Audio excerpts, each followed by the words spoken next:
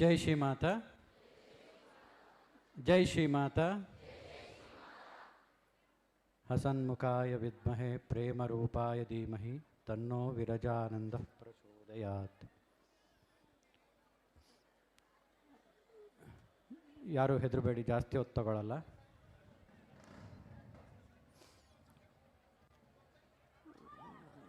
ಕೆಲವು ವರ್ಷಗಳ ಹಿಂದೆ, ಸುಮಾರು 15 ವರ್ಷಗಳ ಹಿಂದೆ ಅಥವಾ ಇನ್ನೂ ಜಾಸ್ತಿ ಅನ್ಕೋತೀನಿ, ಕರೆಕ್ಟಾಗಿ ನೆನಪಿಲ್ಲ, ಮೋಸ್ಟ್ಲಿ 20 ಆಗಿರ್ಬೋದು. ಸೊ ಆವಾಗ ಸ್ವಾಮಿ ವಿರಜಾನಂದರು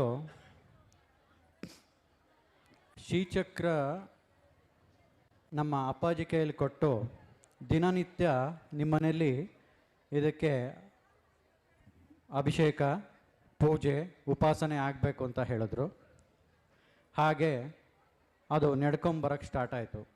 ಕೆಲವು ದಿನ ಬ್ಯಾಂಕಿನ ಕೆಲಸದ ಒತ್ತಡದಿಂದ ಕೆಲವು ದಿನ ಹೋದಾಗ, ಆಡಿಟ್ಗೆ ಹೋದಾಗ ಅಪ್ಪಾಜಿ ಮಾರನೇ ದಿನ ಬರೋಕ್ಕಾಗ್ತಿರ್ಲಿಲ್ಲ. ಆವಾಗ ಸ್ವಾಮೀಜಿ ಹತ್ರ ಕೇಳ್ತಾರೆ, ನೀವು ದಿನನಿತ್ಯ ಮಾಡಿ ಅಂತ ಹೇಳಿದ್ದೀರಾ, ಈಗ ನನ್ನ ಕೈಲಿ ಆಗ್ತಾ ಇಲ್ವಲ್ಲ, ಏನು ಮಾಡೋದು ಅಂತ. ಆವಾಗ ಸ್ವಾಮೀಜಿ, ಅದಕ್ಕೆ ಯಾಕೆ ಯೋಚನೆ ಮಾಡ್ತೀಯ, ನಿನ್ನ ಮಗ ಸುಬ್ರಹ್ಮಣ್ಯ ಇದ್ದಾನಲ್ಲ, ಅವನು ಕಂಟಿನ್ಯೂ ಮಾಡಲಿ, ನಿನಗಾದ ದಿನ ನೀನು ಮಾಡು, ಅವನಿಗಾದ ದಿನ ಅವನು ಮಾಡಲಿ ಅಂತ ನಮ್ಮ ಸ್ವಾಮೀಜಿ ಅವರು ತಿಳಿಸ್ಕೊಡ್ತಾರೆ. ಸೊ ಹಾಗಾಗಿ ಐ ವಾಸ್ ವೆರಿ ಯಂಗ್ ಆ ಏಜಲ್ಲಿ. ಆಗ ಈ ಪೂಜೆ ಪುನಸ್ಕಾರ ಇವೆಲ್ಲ ಯಾಕೆ ಮಾಡಬೇಕು ಅನ್ನೋದು ಯೂಶ್ವಲಿ ಎಲ್ಲರ ಮೈಂಡ್ಗೂ ಬಂದೇ ಬರುತ್ತೆ. ಯಾಕೆ ಪೂಜೆ ಮಾಡಬೇಕು, ಯಾಕೆ ಉಪಾಸನೆ ಮಾಡಬೇಕು, ಈಗ ಅಂತ ಒಂದು ಕ್ವಶನ್ ಖಂಡಿತ ನಮ್ಮ ಮೈಂಡಲ್ಲಿ ಬರುತ್ತೆ. ಹಾಗಾಗಿ ಮೊದಲು ಶ್ರದ್ಧೆಯಿಂದ ಪೂಜೆ ಮಾಡೋಕ್ಕಂತೂ ಸ್ಟಾರ್ಟ್ ಮಾಡಿದೆ. ನಮ್ಮ ಸ್ವಾಮೀಜಿ ಅವರು ಹೇಗೆ ತಿಳಿಸ್ಕೊಟ್ರೋ ಅದೇ ರೀತಿ ಪೂಜೆಯನ್ನು ಸ್ಟಾರ್ಟ್ ಮಾಡೋದೆ, ಶ್ರೀಚಕ್ರ ಪೂಜೆಯನ್ನು. ಆಗ ನನಗೆ ಮೈಂಡಿಗೆ ಬಂದಂತೂ, ನಾನು ಪೂಜೆ ಕರೆಕ್ಟಾಗಿ ಮಾಡ್ತಾ ಇದ್ದೀನಾ, ಪೂಜೆ ಅಂದ್ರೇನು,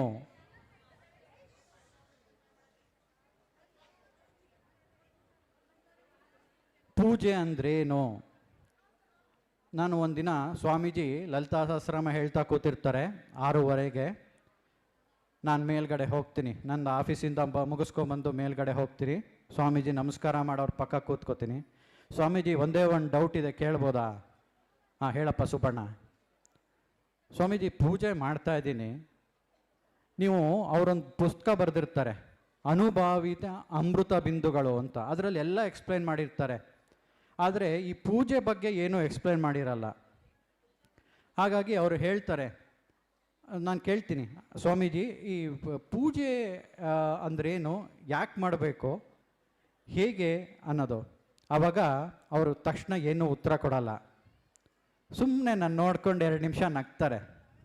ನಕ್ಬಿಟ್ಟು, ಸುಬ್ಬಣ್ಣ, ಕೆಲವೊಂದು ವಿಚಾರನ ಒಂದು ಸೆಂಟೆನ್ಸಲ್ಲೋ ಅಥವಾ ಒಂದು ಪ್ಯಾರಾಗ್ರಾಫಲ್ಲೋ ಎಕ್ಸ್ಪ್ಲೈನ್ ಮಾಡೋಕ್ಕಾಗಲ್ಲ ಕಣಪ್ಪ. It is A process. ಏನು ಪ್ರೋಸೆಸ್ಸು ಅಂದರೆ, ಅದನ್ನ ಶ್ರದ್ಧೆಯಿಂದ ಮಾಡ್ತಾ ಹೋದಾಗ ಆಗುವ ಅನುಭವಗಳೇ ನಿನಗೆ ಗೊತ್ತಾಗ್ತಾ ಹೋಗುತ್ತೆ.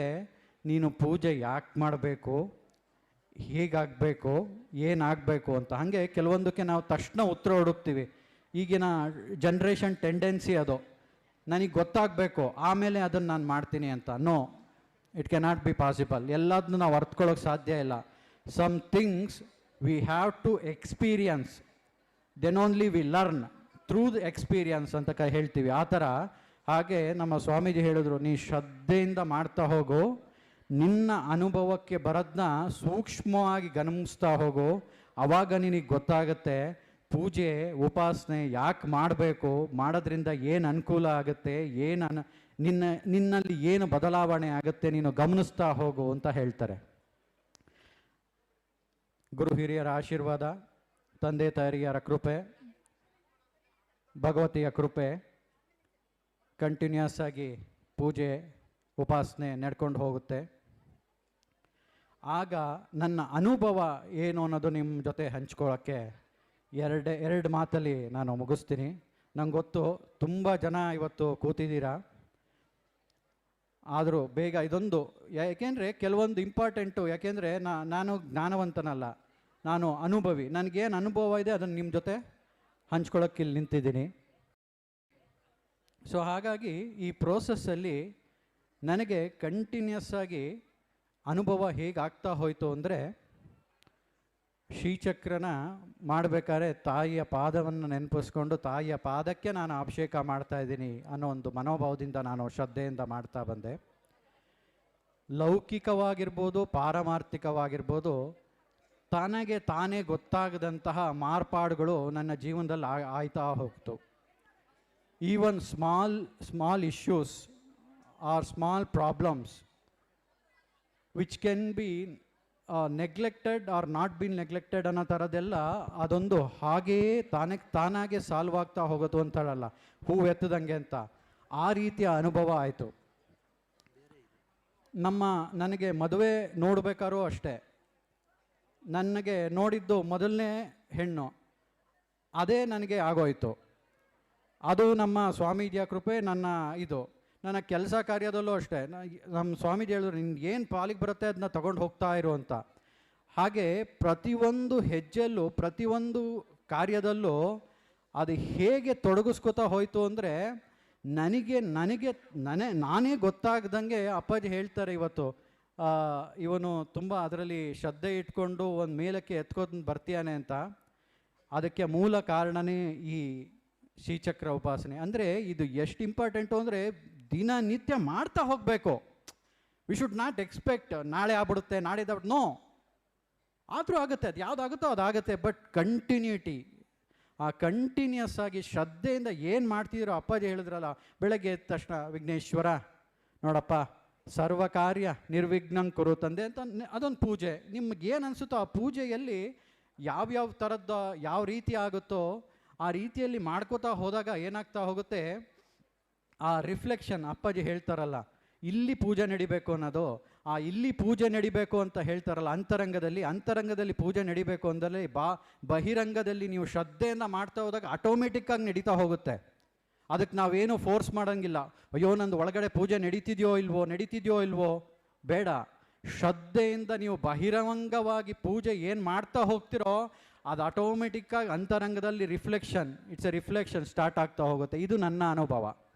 ನಾನು ಫೋರ್ಸ್ಫುಲ್ಲಾಗಿ ನನ್ನ ಅಂತರಂಗದಲ್ಲಿ ಆಗ್ತಾ ಇದೆಯೋ ಇಲ್ವೋ, ನನ್ನ ಚಿತ್ತಶುದ್ಧಿ ಆಗ್ತಾ ಇದೆಯೋ ಇಲ್ವೋ ಅಂತ ಕ್ವಶನ್ ಮಾಡ್ಕೊಂಡು ಕೂತಿದ್ರೆ ಮೋಸ್ಟ್ಲಿ ಆಗ್ತಾ ಇರಲಿಲ್ಲ. ಯಾಕೆಂದರೆ wear there is A question, ಅಲ್ಲಿ ಕ್ವಶನಾಗೆ ಉಳ್ಕೊಳ್ಳುತ್ತೆ.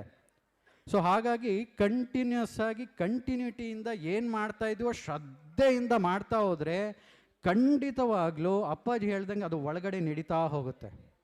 ಕೊನೆಗೆ ಯಾವ ಸ್ಥಿತಿಗೆ ಮುಟ್ಟುತ್ತೆ ಅಂದರೆ, ನೀವು ಕೂದ ಕಡೆ ಯಾವತ್ತೋ ಆಫೀಸಲ್ಲಿ ಅವತ್ತು ಮೀಟಿಂಗ್ ಇತ್ತು, ಆ ಟೈಮಲ್ಲಿ ನಾನು 1/4 ಗಂಟೆಲಿ 20 ನಿಮಿಷದಲ್ಲಿ ಎಲ್ಲ ಮುಗಿಸ್ಕೋಬೇಕಾಗಿತ್ತು.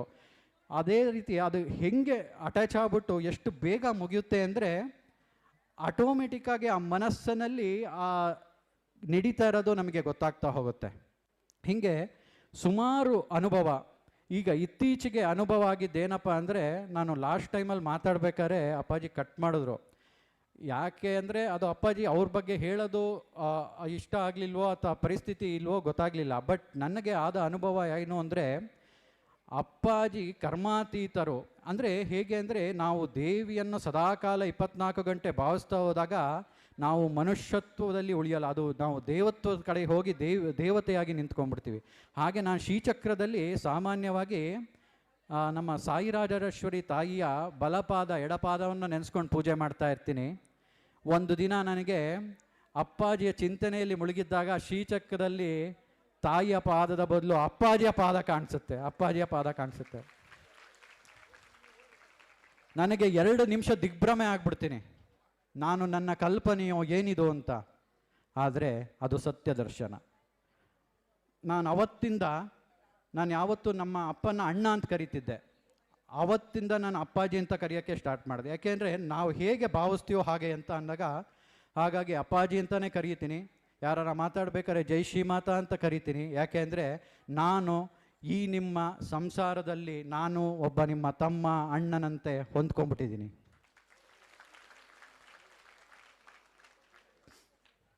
ಹಾಗೆ ಈ ಶ್ರೀಚಕ್ರ ಉಪಾಸನೆ ಅಪ್ಪಾಜಿ ಎಲ್ಲ ಹೇಳ್ತಾ ಹೋಗ್ತಾರಲ್ಲ, ಅದು ಅನುಭವಕ್ಕೆ ಬರಬೇಕಂದ್ರೆ ಕಂಟಿನ್ಯೂಸ್ ಆಗಿ ನೀವೇನು ಅಪ್ಪಾಜಿ ಕಳಿಸ್ತಾರೋ ನಾನು ಇಲ್ಲಿ ಹೇಳಕ್ಕೆ ಬಂದಿರೋದು ಒಂದೇ, ಕಂಟಿನ್ಯೂಟಿ ಬಿಡಬೇಡಿ. ಎಷ್ಟೇ ಕಷ್ಟ ಆಗಲಿ ಬಿಡಬೇಡಿ. ಕೆಲವು ಸತಿ ನನಗೆ 6 ಗಂಟೆಯಿಂದ 11 ಗಂಟೆ ತನಕ ಮೀಟಿಂಗ್ ಇರೋದು, ಅದ್ರ ಮಧ್ಯೆ ಅಡ್ಜಸ್ಟ್ ಮಾಡ್ಕೊಂಡು ಪೂಜೆ ಮಾಡ್ತಾ ಇದ್ದೆ. ಸೊ ಬಿಡಬೇಡಿ, ಎಲ್ಲಿ ಕಂಟಿನ್ಯೂಟಿ ಇರುತ್ತೋ, ಯಾಕೆಂದ್ರೆ ಎಕ್ಸ್ಕ್ಯೂಸಸ್ ಎಲ್ಲವಾಗಲೂ ಮಾಡ್ಬೋದು. ಇವತ್ತು ನಂಗೆ ಮೀಟಿಂಗ್ ಇದೆ, ನಂಗೆ ಆಗಲ್ಲ, ವೆರಿ ಈಸಿ, ನಾನು ಅಲ್ಲೆಲ್ಲೋ ಹೋಗ್ತಾ ಇದ್ದೀನಿ, ಆಗಲ್ಲ, ಇವತ್ತು 8 ಗಂಟೆ ಆಗೋಯ್ತು, ಮಾಡೋಕ್ಕಾಗಲ್ಲ. No, where there is an excuse. Have you heard of ChatGPT? There is always an excuse and we'll leave with an excuse. So ಹಾಗೆ ದಯವಿಟ್ಟು ಯಾರು ಎಕ್ಸ್ಕ್ಯೂಸ್ಗಳನ್ನ ಕೊಟ್ಕೋಬೇಡಿ. ನೀವು ಏನು ಶ್ರದ್ಧೆಯಿಂದ ಇವತ್ತಿಷ್ಟು ಜನ ನಿಜವಾಗ್ಲೂ ಭಾರಿ ಸಂತೋಷ ಆಗ್ತಿದೆ ಸೇದಿರೆ. ಈ ಶ್ರದ್ಧೆಗೆ ನಿಮ್ಮ ಪಾದಾರವಿಂದಗಳಿಗೆ ನಮಸ್ಕರಿಸ್ತಾ ಇದ್ದೀನಿ. ಈ ಶ್ರದ್ಧೆ ನಿಮ್ಮಲ್ಲಿ ಹೀಗೆ ಕಂಟಿನ್ಯೂ ಆಗಲಿ. ಆ ಕಂಟಿನ್ಯೂ ಆಗಬೇಕಾದ್ರೆ ನಿಮ್ಮ ಪೂಜೆ ಇದೇ ರೀತಿ ಕಂಟಿನ್ಯೂಸ್ ಆಗಿ ನಡೀಲಿ. ದಿನ ಲಲಿತಾ ಸಹಸ್ರನಾಮ ಪಾರಾಯಣನೋ ಅಥವಾ ದೇವಿ ಉಪಾಸನೆನೋ ಏನು ಪೂಜೆನೋ ನಿಮ್ಮ ಅನುಕೂಲ ಅಥವಾ ನಿಮ್ಮ ಹಿರಿಯರು ಹೇಳ್ಕೊಟ್ಟಂಗೆ ಕಂಟಿನ್ಯೂ ಆಗಿ ನಡೆಸ್ಕೊತಾ ಬನ್ನಿ. ಅದ್ರ ಖಂಡಿತ ಅದು ನಿಮಗೆ ಫಲ ಕೊಟ್ಟೆ ಕೊಡುತ್ತೆ. ಯಾಕೆಂದರೆ ಅದು ಅನುಭವ ಪಡೆದು ನಾನು ಇಲ್ಲೇ ನಿಂತಿದ್ದೀನಿ. ಬರೀ ಪಾರಮಾರ್ಥಿಕವಾಗಲ್ಲ, ಈವನ್ ಲೌಕಿಕವಾಗಿ ಕೆಲಸ ಕಾರ್ಯಗಳಲ್ಲಿ. ಮತ್ತು ಕೆಲವೊಂದು ಇದುವರೆಗೂ ನಾನು ಏನು ಅಪೇಕ್ಷೆ ಪಡೆದೇ ಇರೋದೆಲ್ಲ ನನ್ನ ಪಾಲಿಗೆ ಸಿಕ್ಕಿದೆ, ಇನ್ಕ್ಲೂಡಿಂಗ್ ಈ ಸ್ಥಾನ. ಇಲ್ಲಿ ನಿಂತಿರೋದಕ್ಕೆ ಕಾರಣ ಈ ಸುಬ್ರಹ್ಮಣ್ಯ ಅಂತ ನಿಂತಿರೋದಲ್ಲ, ಅಥವಾ ಅಪ್ಪಾಜಿಯ ನಾಗೇಂದ್ರ ಕುಮಾರ್ ಮಗ ಅಂತ ಈ ಸ್ಥಾನದಲ್ಲಿ ನಿಂತಿರೋದಲ್ಲ. ಅಪ್ಪಾಜಿಗೆಲ್ಲ ಒಂದೇ, ಅವ್ರ ಮಗ ಅಂತ ಇಲ್ಲಿ ಕರೆದು ನಿಲ್ಲಿಸಿಲ್ಲ ನನ್ನ. ವಿರಜಾನಂದರ ಸ್ವಾಮಿ, ಸರ್ವಾತೀತ ಸದ್ಗುರು ವಿರಜಾನಂದ ಸ್ವಾಮಿಗಳ ಸೇವಕನಾಗಿ ಇಲ್ಲಿ ನಿಂತಿರೋದು. ಆ ಸೇವಕನಿಗೆ ಈ ಸ್ಥಾನ. ಏನೋ ಅಪ್ಪಾಜಿ ಮಗ ಆದ ತಕ್ಷಣ ಇಲ್ಲಿ ತಂದು ನಿಲ್ಸರು. ನೋ ನೋ, ಅಪ್ಪಾಜಿಗೆ ಎಲ್ಲರೂ ಒಂದೇ. ಅವರಿಗೆ ಅವರು ನೋಡೋದು ನೀನು ಎಷ್ಟು ಚೆನ್ನಾಗಿ ಬಟ್ಟೆ ಹಾಕಿದ್ಯಲ್ಲ, ನಿನ್ನ ಭಾವನೆ, ನಿನ್ನ ಎಷ್ಟು ಲಿಫ್ಟ್ ಮಾಡಿ. ಕೆಲವು ಸತಿ ಹೇಳ್ತಾ ಇರ್ತಾರೆ, ಅಲ್ಲೆಲ್ಲೋ ಕೂತಿರ್ತಾರೆ, ಅವ್ರನ್ನ ಕರೆದ್ಬಿಟ್ಟು ಅವ್ರಿಗೆ ಸೀದೆ ಓದಿಸ್ತಾರೆ. ಯಾಕೆ? ಅವ್ರು ನೋಡೋದು ನಿಮ್ಮ ಭಾವನೆ, ನೀನು ಯಾವ ಭಾವನೆಯಿಂದ ಇಲ್ಲಿ ಕೂತಿದೀಯಾ ಅಥವಾ ಕೂತಿದ್ದೀವಿ. Very important, very important. Bhavani ಭಾವನಾಗಮ್ಯ. ಸೊ ಯಾವ ಭಾವನೆಯಿಂದ ನೀವು ಇಲ್ಲಿ ಬಂದಿದ್ದೀರಾ, ಯಾವ ಭಾವನೆಯಿಂದ ನೀವು ಇಲ್ಲಿ ಕೂತಿದ್ದೀರಾ, ನಿಮ್ಮನ್ನು ನೀವು ಎಷ್ಟು ಮೇಲಕ್ಕೆ ಎತ್ಕೊಂಡಿದ್ದೀರಾ ಅನ್ನೋದು ಮಾತ್ರ ಅಪ್ಪಾಜಿ ನೋಡ್ತಾರೆ ಹೊರ್ತು ಇವನು ನನ್ನ ಮಗ, ಇವನು ನನ್ನ ಚಿಕ್ಕಪ್ಪ, ಇವನು ನಮ್ಮ ಚಿಕ್ಕಪ್ಪನ ಮಗ, ಇವನು ನಿಮ್ಮ ಯಾವುದೂ ಇಲ್ಲ ತಾಯಿ, ಯಾವುದೂ ಇಲ್ಲ. ನಾನು ಇವತ್ತೇ ಹೇಳ್ತಾ ಇದ್ದೀನಲ್ಲ, ನನ್ನ ಮಗ ಅಂತ ಅವರು ಕರ್ಕೊಂಬಂದು ನಿಲ್ಲಿಸಿಲ್ಲ. ಆ ಸ್ಥಾನಕ್ಕೆ ಇದನ್ನು ಅವರ ಮೊದಲನೇ ಕಾರಣ ಅವರ ಕಾರುಣ್ಯದಿಂದಲೇ ನಾವಿಲ್ಲಿ ತನಕ ಬಂದಿದ್ದೀನಿ. ಹಾಗೂ ಸ್ವಾಮಿ ವಿರಜಾನಂದರ ಸೇವಕನಾಗಿ ಈ ಸ್ಥಾನ, ಹಾಗೂ ದಿನನಿತ್ಯ ಕಂಟಿನ್ಯೂಸ್ ಆಗಿ 15-20 ವರ್ಷದಿಂದ ಶ್ರೀಚಕ್ರ ಉಪಾಸನೆಯಲ್ಲಿ ತೊಡಗಿದವನಿಗೆ ಈ ಸ್ಥಾನ. ಹಾಗಾಗಿ ಅದರಲ್ಲಿ ಯಾವ ಭೇದ ಇಲ್ಲ. ಸೊ ಈ ಸ್ಥಾನ ನಂದಲ್ಲ, ಅವರು ಕೊಟ್ಟ ಭಿಕ್ಷೆ. ಆ ಭಿಕ್ಷೆಯನ್ನು ನಿಮ್ಮ ಜೊತೆ ಹಂಚ್ಕೊಳ್ಳೋಕ್ಕೆ ಇವತ್ತೊಂದು ಅವಕಾಶ ಕೊಟ್ಟಿದ್ದಕ್ಕೆ ಎಲ್ರಿಗೂ ಧನ್ಯವಾದ.